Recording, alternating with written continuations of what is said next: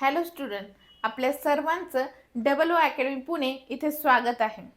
आजचा आपला व्हिडिओ हा आदिवासी विभाग भरती लॅब असिस्टंट याच्याद्वारे खूप इम्पॉर्टंट व्हिडिओ आहे।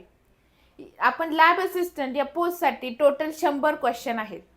त्याच्यातले प्रत्येक क्वेश्चन म्हणजे 25 असे आपल्याला 4 सब्जेक्टचे टोटल प्रत्येकाचे 25 क्वेश्चन आपल्याला येणार आहेत। मग या 4 सब्जेक्टमध्ये तुमचा एक सब्जेक्ट सामान्य विज्ञान हाही आहे। मग सामान्य विज्ञानचे तुम्हाला टोटल 25 क्वेश्चन येणार आहेत। जसे की आपण इथे पाहू शकता की काय इंग्रजीचे आपल्याला 25 क्वेश्चन येणार आहेत, मराठीचे 25 क्वेश्चन येणार आहेत आणि विज्ञान या विषयाचे आपल्याला 25 क्वेश्चन येणार आहेत आणि जीएस याच्यामधून 25 क्वेश्चन येणार आहेत। असे आपले टोटल 100 क्वेश्चन येणार आहेत। म्हणजे सामान्य विज्ञान या विषयातून तुम्हाला टोटल 25 क्वेश्चन येणार आहे। म्हणजे सामान्य विज्ञान हा किती इम्पॉर्टंट आपला टॉपिक सब्जेक्ट होणार आहे हे तुम्हाला इथं दिसतंय। मग आजच्या आपल्या लेक्चरमध्ये आपण सामान्य विज्ञान याच्यामधला जो ग्रॅव्हिटेशन हा टॉपिक आहे, हा चॅप्टर आहे, याच्याबद्दल माहिती घेणार आहोत। तर सर्वांनी एंड पर्यंत हा व्हिडिओ पाहायचा आहे आणि या व्हिडिओतलं कंटेंट तुम्हाला आवडलं असेल तर याला लाईक करायचं आहे आणि तुमच्या इतर फ्रेंड्सला हे शेअरही करायचं आहे। त्याचबरोबर जे स्टुडंट नवीन असतील त्यांनी चॅनलला सबस्क्राईबही करायचं आहे। तर आपण लगेच चालू करणार आहोत आपला टॉपिक ग्रॅव्हिटेशन हा। त्याच्या आधी आपल्याकडे जी मकर संक्रांतीची स्पेशल ऑफर आहे, प्रयोगशाळा सहाय्यक आदिवासी विभाग भरती याच्यामध्ये जे लॅब असिस्टंट म्हणजे प्रयोगशाळा सहाय्यक हे पद आहे, याच्यासाठी सर्व विषयाची बॅच म्हणजे तुम्हाला जे आता आपण पाहिलं होतं इंग्रजी, मराठी, बुद्धिमत्ता आणि जीएस आणि कुठला पाहिलं होता आपण विषय जे सामान्य विज्ञान, हे 4ही विषयाचे तुम्हाला सर्व लेक्चर या बॅच मध्ये अवेलेबल असणार आहेत। आणि ही बॅच सध्या मकर संक्रांतीच्या स्पेशल ऑफरमुळे तुम्हाला फक्त 700 रुपयामध्ये भेटणार आहे। तर सर्वांनी या ऑफरचा लाभ घ्यायचा आहे। त्याचबरोबर जी टेस्ट सिरीज आहे आरोग्य विभाग आदिवासी विभाग भरती प्रयोगशाळा सहाय्यक याची जी टेस्ट सिरीज आहे ती पण सध्या ऑफर मध्ये चालू आहे आणि ती सध्या फक्त आणि फक्त 100 रुपयाला अवेलेबल असणार आहे। याच्यामध्ये तुम्हाला टोटल 10 टेस्ट भेटणार आहेत। तर ज्यांना लॅब असिस्टंट आदिवासी विभाग भरती लॅब असिस्टंट याच्यासाठी जी ही टेस्ट सिरीज घ्यायची आहे त्यांनी लवकरात लवकर या ऑफरचा फायदा घ्यायचा आहे आणि 10 टेस्ट सिरीज त्या पण फक्त आणि फक्त 100 रुपयाला भेटणार आहेत। या ऑफरचा फायदा घ्यायचा आहे। तर आपण आजचा आपला टॉपिक सुरू करणार आहोत ग्रॅव्हिटेशन म्हणजे गुरुत्वाकर्षण। गुरुत्वाकर्षण म्हणजे काय, तर पृथ्वी स्वतःकडे प्रत्येक वस्तू ही आपल्याकडे खेचत असते, त्यालाच आपण गुरुत्वाकर्षण असं म्हणतो। मग ह्या गुरुत्वाकर्षणाचा म्हणजे युनिव्हर्सचा एक नियम आहे जो की आपल्याला न्यूटन या शास्त्रज्ञाने दिलेला होता। या नियमानुसार काय होतं की प्रत्येक जगातील म्हणजे पूर्ण युनिव्हर्स मधली प्रत्येक वस्तू ही एकमेकांवर एक बल लावत असते। ती काय करत असते की एकमेकांना म्हणजे आता एक वस्तू आहे, सपोज हा मार्कर आहे, हा मार्कर आणि मी ह्या एकमेकांवर फोर्स अप्लाय करत असतो आणि एकमेकांकडे आकर्षित करण्याचा प्रयत्न करत असतो। मग हा जो लॉ आहे हा सर्व युनिव्हर्स मध्ये लागू होतो। मग आपण याच्यानुसारच आता एक्झाम्पल पाहणार आहोत की सपोज आपण आता एफ म्हणजे हा फोर्स आहे, तर त्या फोर्सची व्हॅल्यू काय असणार आहे ते आपण आता पाहणार आहोत। जर आपण एक वस्तुमान असलेल्या 2 वस्तू घेतल्या, मग त्यांचं एकाचं वस्तुमान आपण m1 असं ठेवलं आणि दुसरीचं वस्तुमान m2 असं ठेवलं।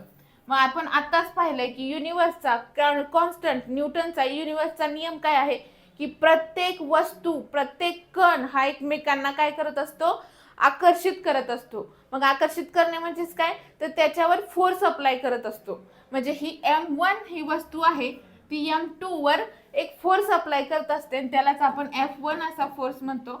आणि ही m2 नावाची वस्तू ही m1 वर फोर्स अप्लाय करत असते आणि त्यालाच आपण F2 असं म्हणत असतो।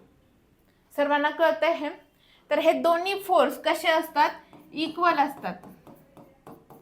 मग आपण हा टोटल फोर्सची डेफिनेशन त्याच्यासाठीची जो फॉर्म्युला आहे तो आपण काढणार आहोत.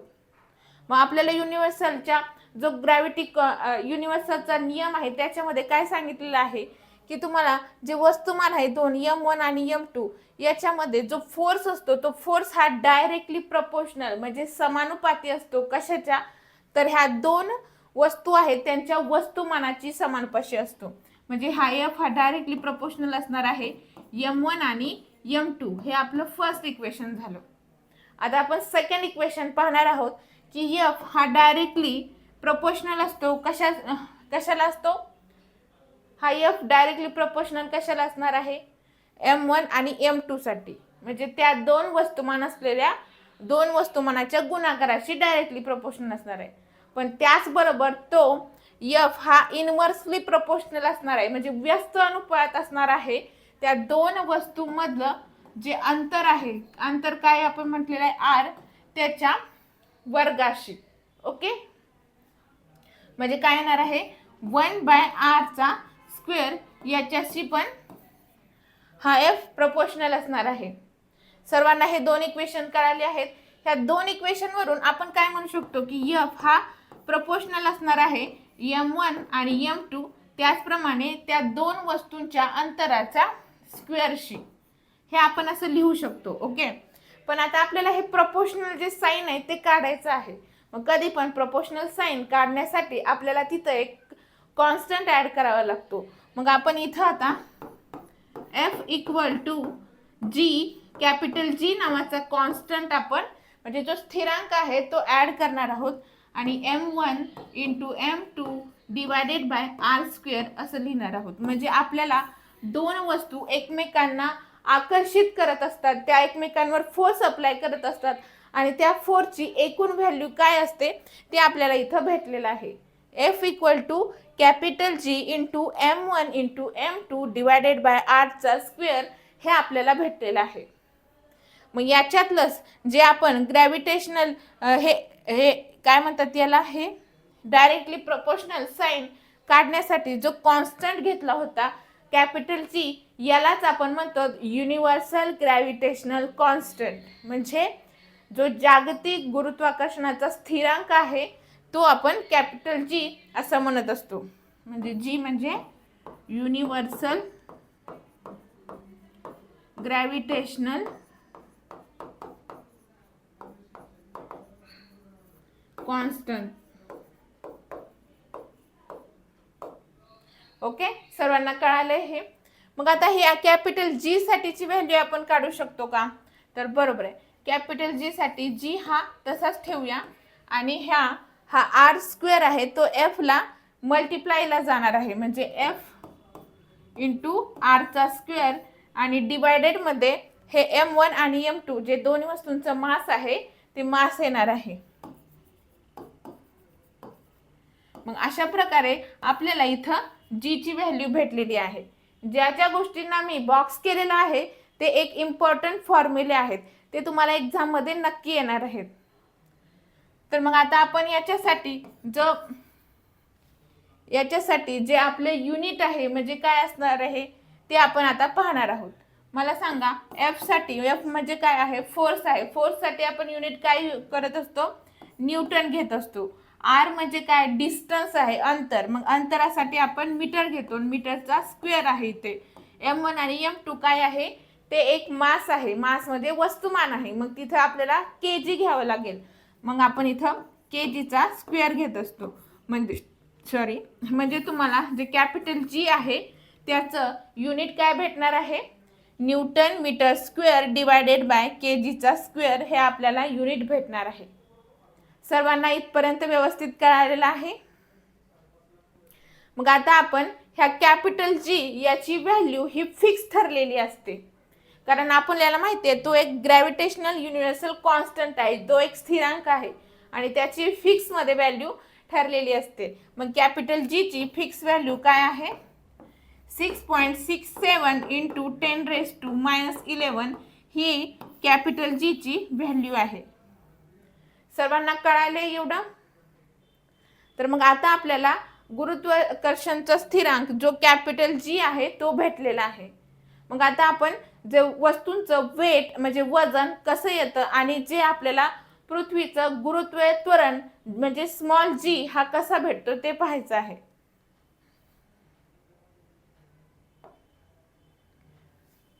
आता आपण इथं टोटल वेट पाहणार आहोत, म्हणजे पृथ्वीवर जे वस्तू आहे त्या वस्तूंचं वजन म्हणजे काय असतं ते पाहणार आहोत. तर वस्तूचं वजन म्हणजे काय पाहिलेलं आहे आपण. पृथ्वी काय करत असते, पृथ्वी प्रत्येक वस्तूला ही स्वतःकडे आकर्षित करत असते, म्हणजे त्या वस्तूंवर स्वतःचं बल लावत असते आणि त्यांना खाली आपल्याकडे खेचत असते. मग या पृथ्वी या वस्तूचं वजन म्हणजे काय असणार आहे, तर त्या पृथ्वीने त्या वस्तूवर जे बल लावलेलं आहे त्यालाच आपण त्या वस्तूचं वजन असं म्हणतो. मग या बलालाच आपण काय म्हटलेलं होतं स्टार्टिंगला, गुरुत्वाकर्षण बल. म्हणजे काय असणार आहे की वस्तूचं वजन हे काय असणार आहे, पृथ्वीचं त्या वस्तूवर लावलेलं गुरुत्वाकर्षण बल असणार आहे. म्हणजे वजन इक्वल टू आपण काय म्हणू शकतो की वजन इक्वल टू फोर्सच आहे असं आपण म्हणू शकतो, जे की कोणतं आहे, गुरुत्वीय बल आहे असं आपण म्हणू शकतो. ओके. मग आपण जो मोशन म्हणजे काय, गतीच्या नियम पाहिलेले आहेत. मग गतीचा न्यूटनचा सेकंड नियम काय आहे की force equal to mass into acceleration असतं. म्हणजे तुमचा जो बल आहे तो बल हा तुमचं मास म्हणजे वस्तुमान आणि तुमचं त्वरण यांचा गुणाकार असतो, हे आपण पाहिलेलं आहे.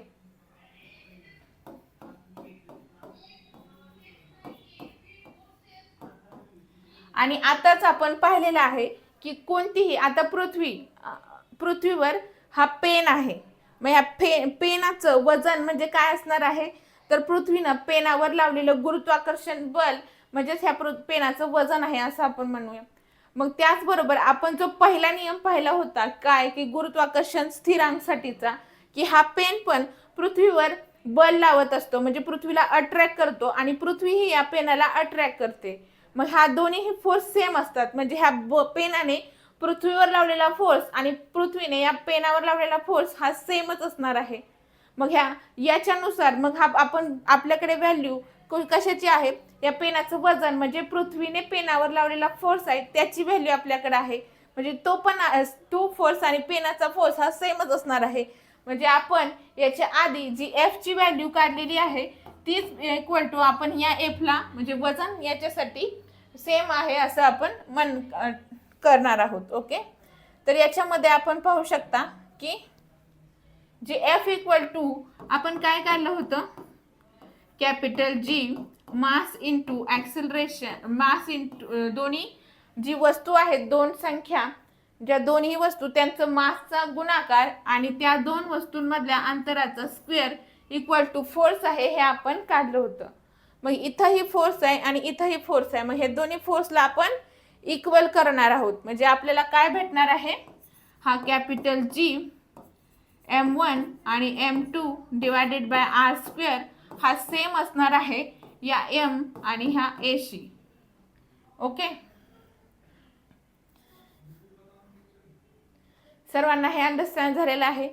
मग इथं आपण पाहणार आहोत, इथं काय पाहिलं होतं की ती वस्तू काय असणार आहे, पेन असणार आहे आणि ही पृथ्वी असं आपण पाहिलेलं होतं. आणि हे मास म्हणजे कोणाचं असणार आहे, हे मास आपण काय पाहिलं होतं की या पेनाचं वजन म्हणजे मास इंटू ॲक्सिलरेशन असं आपण पाहिलं होतं. म्हणजे इथं काय येणार आहे, हे पेनाचं मास येणार आहे. ओके. मग इथं पाहू शकता इथं पण पेनाचं मास आहे आणि इथं पण आहे. हे दोन्ही काय होणार आहेत, एकमेकांना कॅन्सल होणार आहेत. हे दोन्ही कॅन्सल झाल्यानंतर जे हे त्वरण आहे, हेच त्वरण म्हणजे काय आपण पाहिलं होतं की पृथ्वीनं त्या पेनाला आकर्षित केलेलं आहे त्यालाच आपण पृथ्वीचं त्वरण असं म्हणू शकतो. म्हणून हे ए इक्वल टू काय म्हणणार आहोत आपण, स्मॉल जी, आणि त्यालाच आपण म्हणत असतो पृथ्वीचे त्वरण. ओके. मग आपण जी इक्वल टू काय लिहू शकतो, कॅपिटल जी इंटू m2 म्हणजे काय येणार आहे, मास ऑफ अर्थचे मास आणि ही रेडियस आपण काय पाहणार होतो की त्या दोन वस्तूंमधलं अंतर आपण पाहणार होतो, म्हणजे ह्या पेन आणि पृथ्वी यांच्यातलं अंतर. मग या पेनाचं अंतर तर आपण एकदम निग्लेजिबल आहे असं कन्सिडर केलं होतं, म्हणजे काहीच नाही आहे हे पृथ्वीच्या समोर. मग पृथ्वीचं अंतर म्हणजे पृथ्वीच्या केंद्रापासून तिच्या पृष्ठभागावर, कारण पृथ्वीच्या पृष्ठभागावर हा पेन आहे, मग पृथ्वीच्या पृष्ठभागापर्यंत तिच्या केंद्रापासूनचं अंतर म्हणजे काय असणार आहे, पृथ्वीची त्रिज्याच असणार आहे. म्हणून आपण इथे आर इक्वल टू काय घेणार आहोत, पृथ्वीची त्रिज्या घेणार आहोत.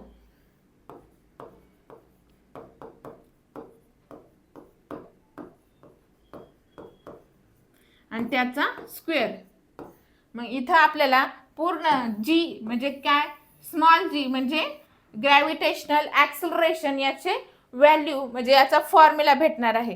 काय आहे तर कॅपिटल जी म्हणजे तुमचा gravitational constant multiply mass of earth आणि त्याला खाली डिवायडेड रेडियस ऑफ अर्थ असं भेटणार आहे. मग आपल्याला जीची व्हॅल्यू ही माहीत आहे. तुम्ही याच्यामध्ये जो कॅपिटल जी याची व्हॅल्यू काय पाहिली होती आपण, 6.67 इंटू 10⁻⁻11. आणि इथं पृथ्वीच्या मासची व्हॅल्यू म्हणजे वस्तुमान आणि खाली पृथ्वीची रेडियस या सर्व व्हॅल्यू तुम्ही टाकल्या तर आपल्याला स्मॉल जी ची व्हॅल्यू किती भेटणार आहे, 9.8 मीटर पर सेकंड स्क्वेअर असं भेटणार आहे. आणि हे एक त्वरण आहे, हे पृथ्वीचं त्वरण आहे. आपण पाहिलेलं आहे त्वरण म्हणजे काय असणार आहे, त्वरणचं युनिट काय आहे, तर त्वरणचं युनिट हे मास डिवायडेड बाय सेकंडचा स्क्वेअर, सॉरी मीटर पर सेकंडचा स्क्वेअर हे आपल्याला त्वरणाचं युनिट आहे. म्हणून आपल्याला ह्या पृथ्वीचे त्वरण आहे त्याचं पण युनिट काय भेटणार आहे, मीटर पर सेकंड स्क्वेअर हे आपलं युनिट भेटणार आहे. तुम्ही या फॉर्म्युल्यामध्ये पण जर हे व्हॅल्यू टाकल्या तरी पण तुम्हाला युनिट हे मीटर पर सेकंड स्क्वेअरच भेटणार आहे. ओके, तर आपल्याला हे कळालं की जी ची व्हॅल्यू काय असते ते. मग आता आपण पाहणार आहोत की हे जी हा पृथ्वी कशावर डिपेंड आहे ते आपण पाहणार आहोत. आपण उदाहरण घेतलं होतं पेन आणि पृथ्वी याचं. मग याच्यामध्ये हा जी म्हणजे काय निघालं की आपलं पृथ्वीचं त्वरण निघालं.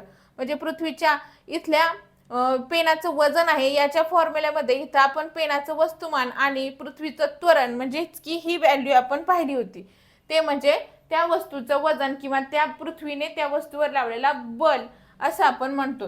मग याच्यामध्ये पृथ्वीचं जे त्वरण आहे या फॉर्म्युल्यामध्ये आपल्याला कुठेही पेनाचं वस्तुमान किंवा पेनाचं वजन किंवा पेनाचा आकार याच्याबद्दल काही दिसतंय का, इथे काहीही दिसत नाहीये. याचा अर्थ पृथ्वीचं जे त्वरण आहे ते कोणत्याही दुसऱ्या वस्तू जी पृथ्वीवरची कोणती वस्तू आहे ज्याच्यावर पृथ्वी बल लावते त्याच्या वस्तुमानावर, त्याच्या आकारमानावर, त्याच्या कुठल्याही गोष्टींवर ते डिपेंड नसतं. ते फक्त कशावर अवलंबून असतं, तर ते फक्त आणि फक्त पृथ्वीच्या मास आणि पृथ्वीची रेडियस याच्यावर अवलंबून असतं. ओके, मग आता पृथ्वीच्या रेडियसनुसार आपला हा जी हा चेंज होणार आहे हे आपल्याला माहिती आहे. पण कसा चेंज होतो ते आपण आता पाहणार आहोत. म्हणजे तुमची जी ची व्हॅल्यू आहे ती फक्त पृथ्वीवर अवलंबून आहे आणि ती पृथ्वीच्या काही पार्टनुसार चेंज होत असते, ते आता आपण पाहणार आहोत. आपण काय पाहिलं होतं, जी म्हणजे capital G mass of earth आणि डिवायडेड बाय रेडियस ऑफ अर्थचा स्क्वेअर. मग आता आपले ही जी ची व्हॅल्यू चेंज होते पृथ्वीवर, पण ती कशी चेंज होते ते आपण आता पाहणार आहोत. तर आपली पृथ्वी कशी आहे, आपली पृथ्वी अशी आहे. ओके, ती पूर्ण गोल नाहीये ना. मग अशा प्रकारे आहे. तर तुम्ही इथं पाहू शकता पृथ्वीचा हा सेंटर पार्ट आहे आणि इथं काय आहे, इथं पोल म्हणजे ध्रुव आहेत आणि इथं आपण इक्वेटर म्हणजे विषुववृत्त असं म्हणतो. ओके, मग मला सांगा जेव्हा तुम्ही विषुववृत्तावर असताल तेव्हा तुमची रेडियस म्हणजे पृथ्वीचं तुम्ही फॉर्म्युल्यानुसार या फॉर्म्युल्यानुसार पृथ्वीची रेडियस म्हणजे अंतर हे काय घेणार आहोत, पृथ्वीच्या सेंटरपासून तिच्या इक्वेटर पर्यंतचं अंतर म्हणजे पृथ्वीची रेडियस असं घेणार आहोत ही. ओके, मग ही आर आहे. मग हा आर ह्या पृथ्वीच्या पोलपासून जे त्याच्या सेंटर पर्यंतचा हा जो आर आहे याच्यापेक्षा कसा दिसतोय, जास्त दिसतोय. ओके, म्हणजे तुमचे इक्वेटर पासूनचं जे अंतर आहे जी आर त्रिज्या आहे ती कशी असणार आहे, जास्त असणार आहे. आणि आपल्या ह्या फॉर्म्युल्यानुसार इथं पाहूया की जी हा इनव्हर्सली प्रोपोर्शनल आहे रेडियसला. मग इनव्हर्सली म्हणजे काय, तर तुमचं एक वस्तू वाढली की दुसरी कमी होते, याला आपण इनव्हर्सली असं म्हणत असतो. मग आता इथं आपण रेडियस ही काय झालेली आहे, इथं वाढलेली आहे, म्हणजे तुमचा आर हा वाढला आहे, तर तुमचा जी काय होणार आहे, कमी होणार आहे. म्हणजे इक्वेटरवर तुमचा जी हा कमी असणार आहे. म्हणजे विषुववृत्तावर तुमची जी ची व्हॅल्यू काय असणार आहे, 9.7 मीटर पर सेकंड स्क्वेअर ही अशी असणार आहे. ओके, कळालंय सर्वांना हे. आता सेकंड आपण पाहणार आहोत. हा आर पोलवरचा आर. मग आपण पाहिलंय की रेडियसचा ही इक्वेटरची जी रेडियस आहे त्याच्या मानाने पोलवरची रेडियसचं अंतर पृथ्वीचं काय असतं, कमी असतं. मग अंतर म्हणजे रेडियस ही कमी आहे. इथं आपण पाहणार आहोत की आर हा कमी आहे आणि आर हा कसा आहे, इनव्हर्सली प्रोपोर्शनल आहे जीला. म्हणजे काय असणार आहे की जी हा वाढणार आहे. ओके, म्हणजे तुमच्या ध्रुवावर जी ची व्हॅल्यू कशी असणार आहे, वाढणार आहे, म्हणजे ती मॅक्झिमम असणार आहे. मग इथं आपण जी ची व्हॅल्यू काय येणार आहे आपली, 9.8 मीटर पर सेकंड स्क्वेअर. कळालंय सर्वांना. इथे जी ची व्हॅल्यू काय असणार आहे, 9.8 मीटर पर सेकंड. ती ध्रुवावर कशी असते, तर ती ध्रुवावर जास्त असते आणि ज्या विषुववृत्तावर कशी असते, कमी असते. मग मला आता एक पॉइंट सांगा, ध्रुवावर जास्त असते विषुववृत्तावर कमी असते ते मान्य आहे आपल्याला, पण जर तुम्ही पृथ्वीच्या एकदम सेंटरला असतात तर तुमच्यावर कशा प्रकारे आहे, किंवा पृथ्वीपासून तुम्ही वर वर जात असाल तर तुमच्यावर ग्रॅव्हिटेशनल फोर्स कसा असणार आहे. तर पृथ्वीपासून जसं जसं तुम्ही वर जाताल, ही पृथ्वी आहे आणि पृथ्वीच्या एका पर्टिक्युलर एरियापर्यंतच आपल्याला काय दिसत असतं, हे ग्रॅव्हिटेशनल म्हणजे गुरुत्वाकर्षण फील्ड आहे ते दिसत असतं.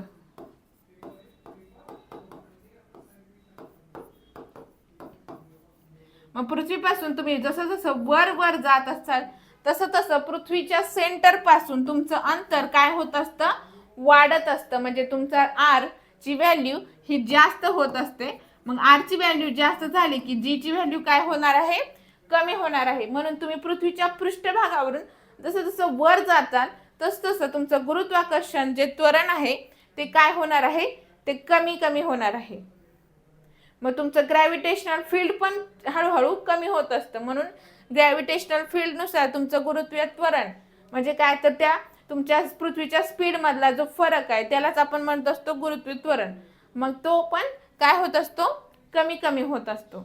मग आता मला सांगा, पृथ्वीच्या एकदम सेंटरमध्ये असेल म्हणजे पृष्ठभागाच्या सेंटरमध्ये, तर तुम्हाला तिथं काय होणार आहे, तुमची रेडियस ही तिथं 0 असणार आहे. म्हणजे एकदा 0 म्हणजे पूर्ण 0 तर नसणार आहे, पण खूप कमी असणार आहे. मग रेडियस कमी म्हणजे तिथं सेंटरमध्ये पृथ्वीच्या गुरुत्व त्वरण कसं असणार आहे, जास्त असणार आहे.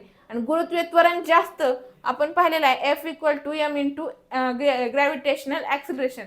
मग त्वरण जास्त असेल तर बरोबर आहे की तुमचं जो गुरुत्वीय बल आहे तो पण कसा असणार आहे, तो पण जास्त असणार आहे. कारण जे वस्तूचं मास आहे, जे वस्तुमान आहे, ते कुठेही तुम्ही युनिव्हर्समध्ये कुठेही गेलात तरी वस्तूचं जे मास आहे ते कधीच बदलत नसतं. म्हणून बदलत काय असतं, गुरुत्व त्वरण बदलत असतं. आणि ते आपण पाहिलेलं आहे एक्झाम्पलनुसार की इक्वेटरवर किती साईज रेडियस आहे आणि पोलवर कशी रेडियस आहे, त्याच्यानुसार जे आपली जी ची व्हॅल्यू असते ती बदलत असते. ओके, तर सर्वांना कळालंय की पृथ्वी पोलवर कसा जी असणार आहे, इक्वेटरवर कसा असणार आहे, सेंटरमध्ये किती असणार आहे, आणि पृथ्वीच्या पृष्ठभागावरून तुम्ही वर वर गेलात तर तुमची जी ची व्हॅल्यू कशा प्रकारे बदलते, हे सर्व माहिती आपण आता या व्हिडिओमध्ये घेतलेली आहे. मग याचाच गुरुत्वाकर्षणचा आणखीन पुढचा पार्ट पाहायचा आहे की केपलरचे रूल्स काय आहेत. मग आपण सॅटेलाइट कुठल्या पद्धतीने सोडतो, एस्केप वेलोसिटी म्हणजे काय, हे सर्व पार्ट. आणि त्याचबरोबर तुम्हाला सामान्य विज्ञानामध्ये जे इतर विषय आहेत जसे की फिजिक्स, केमिस्ट्री, बायोलॉजी, हे सर्व पार्ट हे तुम्हाला या बॅचमध्ये पूर्णपणे शिकवले जाणार आहेत आणि तुमच्या ऑल कन्सेप्ट ह्या क्लिअर केल्या जाणार आहेत आणि तुमची रेग्युलर क्वेश्चनची प्रॅक्टिस ही करून घेतली जाणार आहे. त्याचप्रमाणे तुम्हाला टेस्ट सिरीज ही याच्यामध्ये फ्रीमध्ये अवेलेबल असणार आहे. तर ज्या ज्या विद्यार्थ्यांना आपले सायन्स या विषयामधले 25 मार्क हे फिक्स करायचे आहेत की 25 पैकी 25 मार्क आपल्याला पडणार आहेत. तर त्यांनी लवकरात लवकर या ऑफरचा सध्याच्या जी चालू असलेली ऑफर आहे त्याचा फायदा घ्यायचा आहे आणि ही बॅच लवकरात लवकर जॉईन करायची आहे. आणि ती बॅच तुम्हाला सध्या किती रुपयाला भेटणार आहे? ती फक्त तुम्हाला 700 रुपयामध्ये भेटणार आहे आणि टेस्ट सिरीज ह्या फक्त 100 रुपयाला भेटणार आहेत. तर सर्वांनी या ऑफरचा फायदा घ्यायचा आहे. धन्यवाद.